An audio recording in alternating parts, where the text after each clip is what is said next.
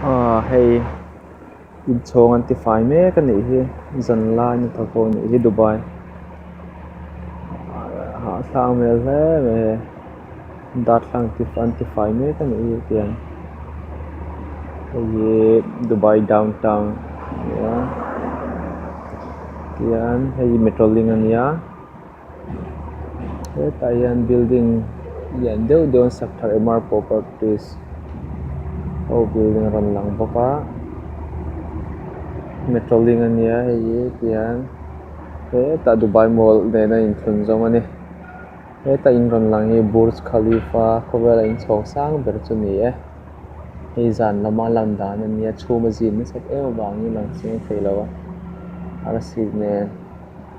ta sir lampang hian Dubai Mall oma alang theilo li 5 ka ni he hian ta hei Bolivar Plaza wan ania building lian tak MR ho building taka ni chuan so ta lo lang lampang hi Sheikh Zayed Road lampang nia hian hei highway lampang road ani chuan hian